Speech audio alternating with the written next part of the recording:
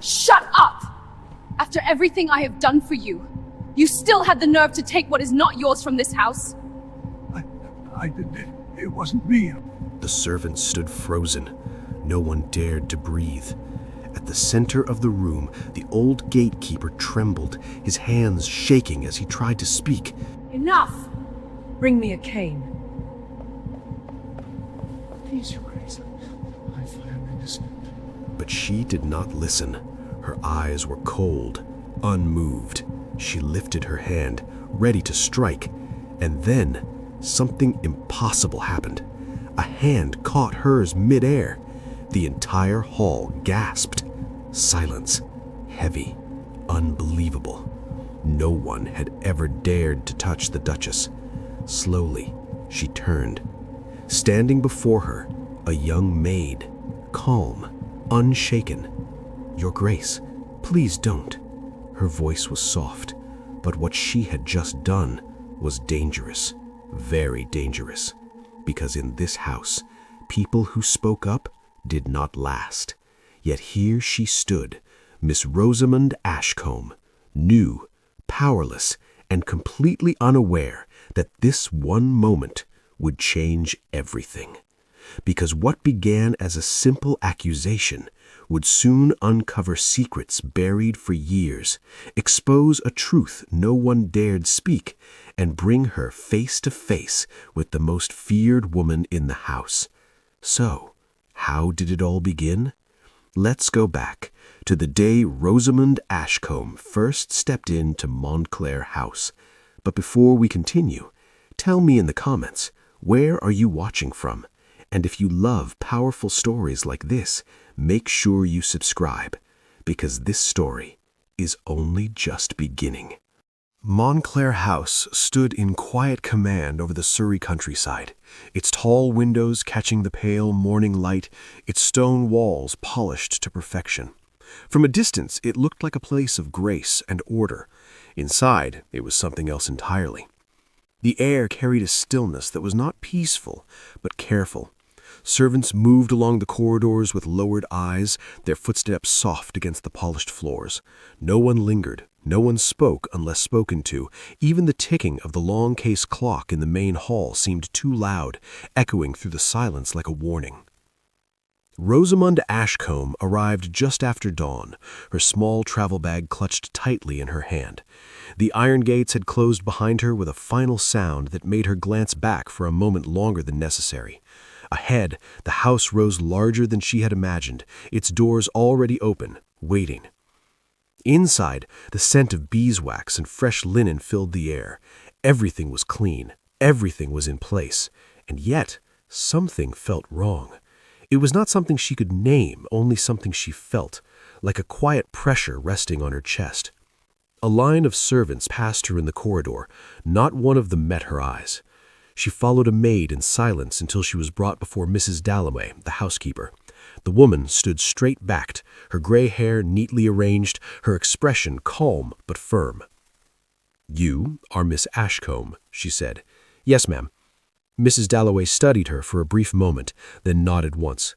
"You will learn quickly. That is expected here." Rosamond gave a small nod.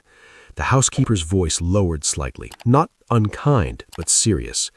"In this house, obedience is survival." Rosamond did not fully understand the weight of those words, not yet, but she felt them settle somewhere deep inside her. She was given a plain brown dress and shown her duties. The morning passed in quiet work, polishing silver, folding linens, carrying trays through long corridors that all looked the same. Every movement was careful, measured. Even the way the servants held their breath when footsteps echoed nearby did not go unnoticed. It happened just before midday. A young maid, no older than Rosamond, carried a tray of tea into the sitting room. Her hands trembled slightly as she approached the Duchess. The room was warm, filled with the faint scent of roses and fresh bread laid out on a small table. Duchess Vivienne Montclair sat by the window, dressed in deep green, her posture flawless, her gaze distant. As the Duchess placed the cup down, her hand slipped.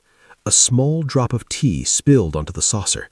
It was barely noticeable, but the Duchess saw it. The room froze. The maid stepped back quickly.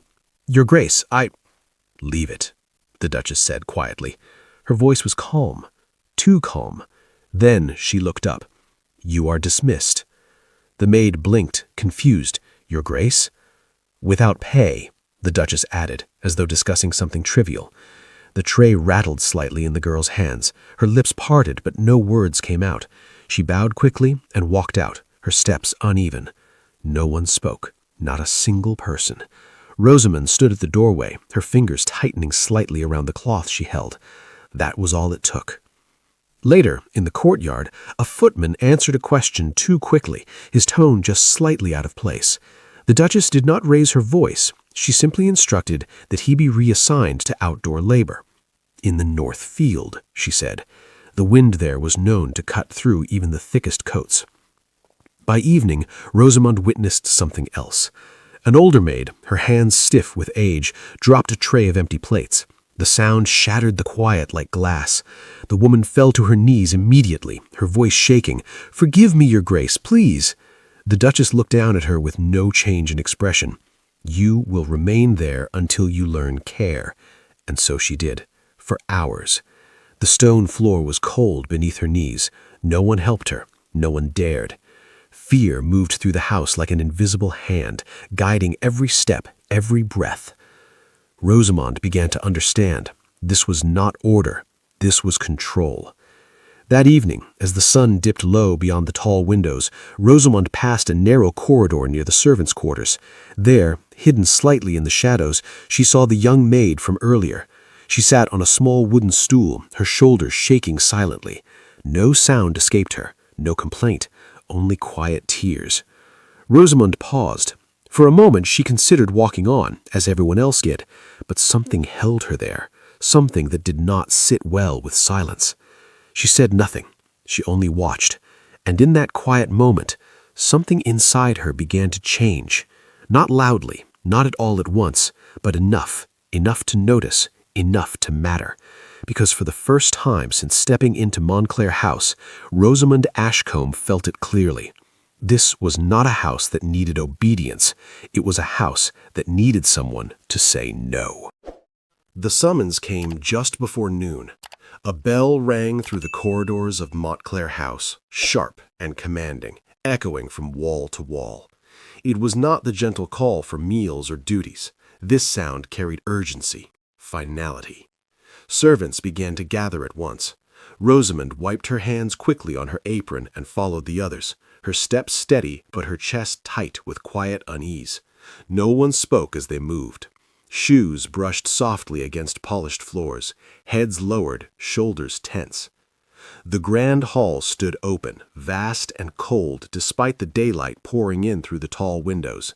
At the far end, beneath the high ceiling and the crystal chandelier, stood Duchess Vivian Montclair, still, waiting. Before her, on the marble floor, knelt Mr. Benedict Crowle. Rosamond's breath caught slightly at the sight of him. The old gatekeeper, always composed, always gentle, now looked small. His shoulders were bent, his hands trembling where they rested against his knees. His cap lay discarded beside him. Something had already happened. The room filled quickly, servants forming a silent line along the walls. No one dared step forward. No one dared ask. The Duchess spoke without turning. "A gold bracelet has been taken from my chamber." Her voice was calm, measured, and without doubt. "It was last seen this morning." A pause followed, heavy and deliberate. "And now it is gone." Her gaze lowered slowly to the man before her. "Mr. Crowle," she said. He lifted his head slightly, his eyes filled with confusion and fear. "Your Grace, I do not understand." "You were seen near the corridor leading to my chamber." His lips parted. "Yes, Your Grace, but I only passed through." "And now," she continued, cutting through his words, "something of mine is missing." Silence swallowed the room. Rosamond glanced at the other servants. Their faces remained still, their eyes fixed on the floor. They had seen this before. "I have served this house faithfully for many years," Crowle said, his voice unsteady. "I would never take what is not mine." The Duchess stepped forward, her dress brushing softly against the marble. Loyalty, she said, is often claimed when one is caught. Crowell shook his head quickly. No, Your Grace, please, I swear to you. Enough. The word fell like a door slamming shut. Rosamond felt something tighten in her chest. There would be no hearing, no fairness, only judgment. The Duchess turned slightly, her eyes moving across the line of servants. Bring me a cane. A footman stepped forward at once, disappearing briefly before returning with a polished wooden cane. He placed it into her hand with care, then stepped back without raising his head. Crowell's breath became uneven. Your Grace, please, I am innocent. But the Duchess did not respond. She looked down at him as though he were already condemned. Then she lifted her hand. The movement was slow, certain, final. Rosamond's heart pounded. No one moved, no one spoke, and in that moment she stepped forward. Her hand reached out before her mind could stop it and caught the Duchess's wrist midair. The world seemed to stop. A sharp breath moved through the room, but no one dared make a sound. The Duchess froze. For a second, only a second, everything held still. Then she turned, slowly. Her eyes met Rosamond's, cold, unbelieving. Your Grace, Rosamond said quietly, her voice steady despite the weight pressing down on her, please do not strike him. No one had ever spoken to the Duchess that way. Not here, not like this. The Duchess's expression hardened. You forget yourself, she said softly. Rosamond released her hand at once, but did not step back. If he has done wrong, then let it be proven. Let the matter be taken to a magistrate. No man should be punished without proof. Her words were simple, clear, dangerous. A murmur stirred faintly at the edges of the room, quickly swallowed again by silence. The Duchess's grip tightened around the cane. You dare instruct me? She asked. Rosamond lowered her gaze briefly. No, Your Grace, only to ask for fairness. That was enough. Seize her, the Duchess ordered. Two men moved immediately. Rosamond did not resist, but before they could reach her, a voice cut through the tension. That will not be necessary. All movement stopped. At the entrance of the hall stood Duke Alistair Montclair. He walked forward slowly, his presence quiet yet commanding, his expression unreadable. His gaze passed over the gathered servants, the kneeling gatekeeper, the raised cane, and finally settled on Rosamond. What is the meaning of this? He asked. No one answered. The Duchess straightened. A theft has occurred. And punishment was already decided? The Duke replied calmly. A brief silence followed. Rosamond stepped forward again, her pulse racing but her voice firm. Your Grace, she said, addressing the Duke, Mr. Crowell is innocent. The words echoed louder than she expected. The Duke's eyes narrowed slightly. You are certain of this? Yes. And how would you know? Rosamond turned her head. Her gaze landed on a single figure standing among the servants. Because the bracelet was placed, not taken. The room shifted. The Duke followed her gaze. It rested on Miss Lydia Fenwick. Fenwick stiffened. This is absurd. Rosamond did not look away. Search the linen room, behind the second cabinet. You will find it there. The Duke gestured once. A servant left immediately. The seconds that followed stretched long and thin. Fenwick's composure began to crack. I have done nothing, she said, her voice tighter now. Footsteps returned. The servant stepped forward, holding something carefully in both hands. The gold bracelet. The room fell into a deeper silence than before. Fenwick's face drained of color. The Duke looked at her. Explain. She opened her mouth, closed it, then broke. I was told to do it, she said quickly, her voice shaking. I was told to place it there. By whom? Her eyes flickered. Fear replaced defiance. This was never about theft, she said weakly. It was to remind them, to remind all of them, that no one is beyond punishment. The words settled heavily in the room. Rosamond felt it then. This was not a single act. It was a pattern. The Duchess stood still, silent, watching, exposed, but untouched. The Duke's expression darkened, but he said nothing yet, and in that silence, the truth stood fully revealed. But the danger was far from over. The house did not return to normal after that day. It became quieter, not peaceful, just quieter, the kind of silence that comes when people are afraid to be heard. Though the truth had been spoken in the grand hall and the bracelet had been found where Rosamond said it would be, nothing truly changed in how the household moved. If anything, the tension settled deeper into the walls, heavier than before. The Duchess carried on as though nothing had happened. She still walked the corridors with calm authority, her presence alone enough to still a room. Orders were given, meals were served, duties continued, but something had changed, not in her control, but in how she used it. The retaliation did not come loudly, it came quietly, carefully. The next morning, one of the younger maids failed to appear at breakfast service. No explanation was given. Her small bed in the servants' quarters had already been cleared, her belongings gone as though she had never been there. Rosamond remembered her face. She had been among those who whispered after the incident in the hall. No one asked where she had gone. By midday, another servant, a kitchen boy, was called forward and accused of negligence. A tray had been set improperly, the Duchess claimed. The boy tried to explain, his voice shaking as he insisted he had followed every instruction. It did not matter. The order was given without hesitation. He was taken outside. Rosamond heard it from the corridor, the sharp crack of punishment cutting through the still air. She stood frozen, her hands gripping the edge of the table she had been polishing, her stomach tightening with each sound. No one moved. No one even looked toward the door. That evening, the food in the servants' hall changed. The bread was harder, the portions smaller, the stew thin and lacking its usual richness. It was not a mistake. It was deliberate, a quiet reminder of what disloyalty would cost. Fear returned stronger than before, pressing into every corner of the house. Rosamond felt it too, but something else had begun to grow inside her, something that did not allow her to shrink back completely. That night, when she returned to her small room, she found a folded piece of paper resting just beneath her door. She picked it up slowly and unfolded it. The words were simple: leave or suffer. Her fingers tightened around the note. The room felt colder than before. A soft knock followed not long after. Rosamond opened the door to find Mrs. Dalloway standing there. The older woman stepped inside and closed the door gently behind her. "You must be careful now," she said quietly. Rosamond held up the note. Mrs. Dalloway glanced at it briefly, then looked away. "You are not the first to receive such a warning." Rosamond's voice dropped. "What happened to the others?" There was a pause. "Some were dismissed without reason," Mrs. Dalloway said.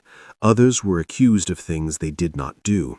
She hesitated slightly before adding, "Some simply disappeared, and no one spoke of them again." The weight of those words settled heavily in the room. This was not a threat meant to frighten her. It was a pattern that had already destroyed others. In the days that followed, the Duke's presence in the house became more noticeable.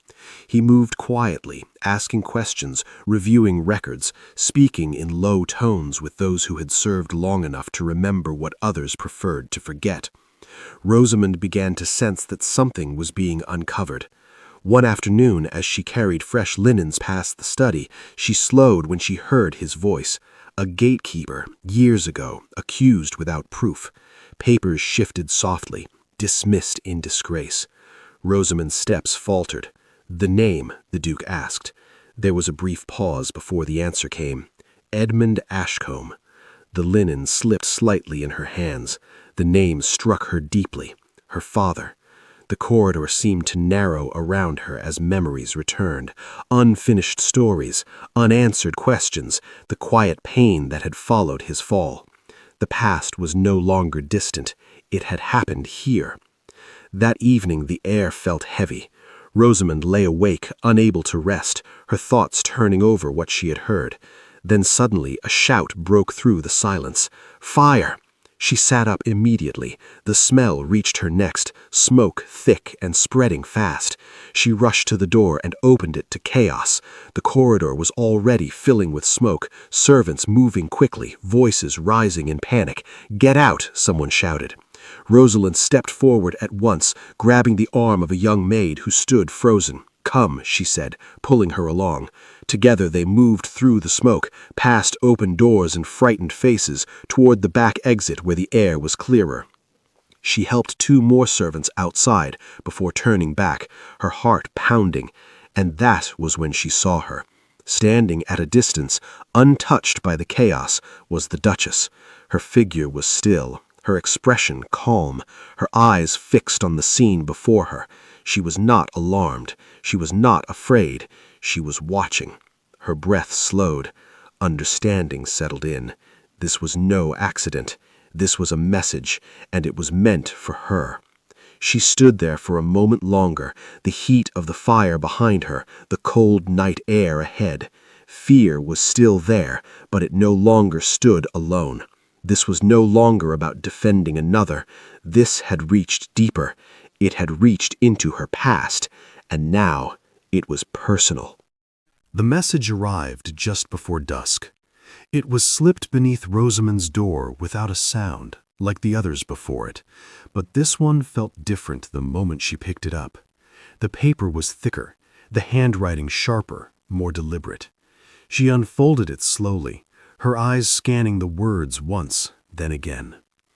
"If you wish your father's name cleared, come alone." No signature, no time, no explanation. She stood still for a long moment, the note held between her fingers. The room felt colder, quieter than usual. Outside, the fading light stretched across the narrow window, casting long shadows along the walls. She knew it was dangerous. There was no doubt in her mind. Nothing about this house had ever been without risk, and this was an invitation that carried intention. Not kindness, not mercy, something else. She could have ignored it. She could have stayed where she was, said nothing, done nothing, and allowed the silence to continue as it always had. But her father's name was written in that silence, and she could not leave it there. By the time the last of the daylight had faded, Rosamond had made her choice. She wrapped her shawl tightly around her shoulders and stepped quietly into the corridor. The house was unusually still. Most of the staff gathered in the lower quarters after the day's work. No one saw her leave. The path beyond the gates stretched into the dim evening, the air cool and damp with the scent of earth and distant rain. She followed it without hesitation, her steps steady despite the quiet tension building within her. The abandoned estate stood some distance away, its outline barely visible against the darkening sky. Once it must have held the same elegance as Montclair House. Now it stood empty, its windows dark, its structure worn by time and neglect. Rosamond approached slowly. The door stood slightly open. She pushed it gently and stepped inside. The air was colder within, carrying the faint scent of dust and aged wood. Her footsteps echoed softly against the bare floors as she moved further in, her eyes adjusting to the dim light. "You came." The voice broke the silence without warning. Rosamond turned. Standing at the far end of the room, untouched by the decay around her, was Duchess Vivienne Montclair. She was alone, no attendants, no witnesses, no polished setting to soften her presence. Only truth. Rosamond stepped forward slightly, her posture straight, her gaze steady. "You asked me to come."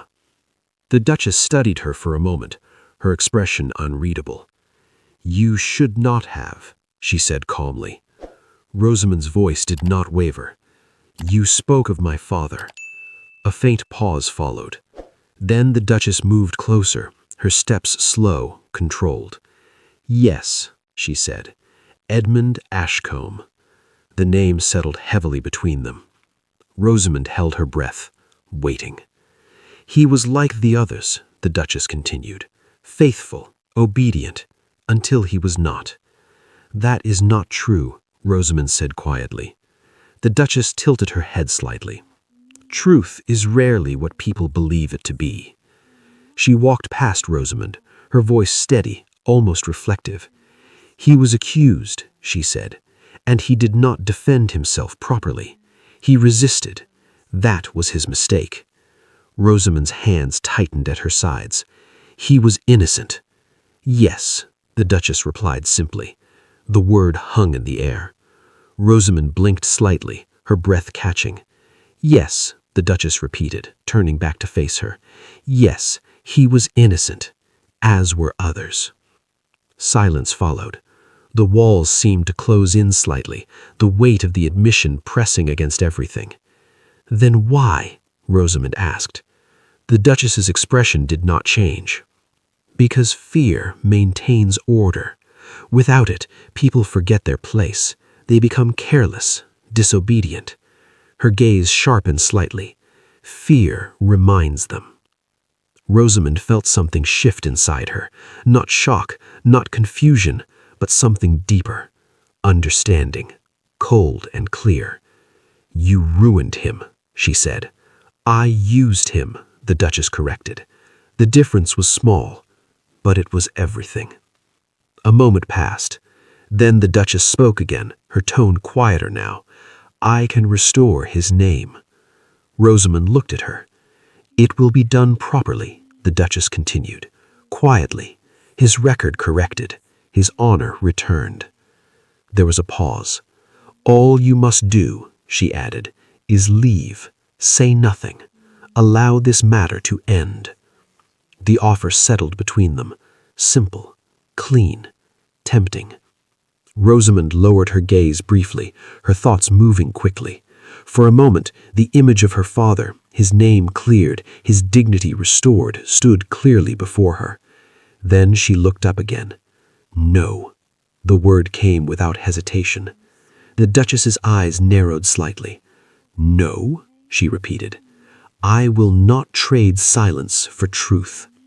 The room grew still. For the first time, something flickered across the Duchess's face. Not anger, something closer to disbelief. You believe you have power here? She asked. Rosamond did not answer. Instead, she took a small step back and waited. A sound followed. Footsteps. Measured. Approaching. The Duchess turned sharply toward the entrance. From the shadows, figures emerged. Duke Alastair Montclair stepped forward, his expression controlled, his gaze fixed directly on his wife. Behind him stood two men, silent and steady. Witnesses. The Duchess's composure faltered, only slightly, but enough. You arranged this, she said quietly. The Duke did not raise his voice. I heard enough. The words settled with finality. Everything that had been spoken, every admission, every justification, now stood beyond denial. The Duchess remained still. For the first time, her control slipped. The balance had shifted, and in that quiet, undeniable moment, her power broke. By morning, Montclair House no longer felt like the same place. Nothing dramatic was announced to the countryside. No carriage of visitors arrived. No public scandal unfolded at the gates. Yet within the walls of the great estate, everything had changed. The shift could be felt in the air itself, in the way doors opened without panic, in the way servants glanced at one another as though waiting to see if the change was real. The Duchess was gone. She had not left with tears, nor with shouting, nor with one final display of power. She was removed quietly but completely. Her rooms were sealed. Her instructions no longer carried weight. Her footsteps no longer echoed through the long corridors. The silence she left behind was unlike the silence she had ruled with. It did not press down on the house. It lifted from it. At first, the staff did not know how to trust what had happened. Years of fear did not disappear in a single night. People still lowered their voices by habit. They still paused when speaking, still looked over their shoulders before finishing a sentence. But truth has its own way of moving through a house. It passed from the kitchens to the laundry rooms, from the back stairs to the servants' hall. The Duchess had been exposed. The Duke had heard everything. Her reign had ended. And slowly, the fear began to loosen. Mr. Benedict Crowell was the first visible sign that the old order had truly fallen. He returned to his post at the gates, not as a man barely tolerated, but as one whose honor had been publicly restored. The deep strain that had settled on his face after the accusation began to fade. He stood straighter. His voice regained its quiet steadiness. When Rosamond passed him that morning, he removed his cap and bowed his head to her with deep feeling in his eyes. "Miss Ashcombe," he said softly, "I shall never forget what you did." Rosamond gave him a small nod, unable to answer at once.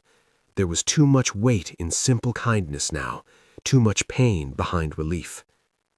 Later that day, the household was gathered once more in the grand hall. This time, no one knelt on the marble floor. No cane waited in an outstretched hand. The chandeliers still glowed above them. The windows still poured pale light across the polished surfaces, but the room no longer felt like a court of punishment. Duke Alistair Montclair stood before the staff, his expression grave but clear. One by one, wrongs that had long been ignored were spoken aloud. Apologies were issued publicly to those who had suffered humiliation, false accusations, or cruel treatment. The words were not decorative, they were measured and direct. Past grievances would be reviewed, records would be corrected. Those who had been driven out unfairly would be acknowledged where possible. Wages withheld without cause would be restored. Rosamond stood among the others, listening in stillness. Around her, some servants kept their eyes lowered, not from fear now, but from emotion too difficult to show openly. An older maid pressed a handkerchief to her mouth. A footman stared ahead as though trying to steady himself.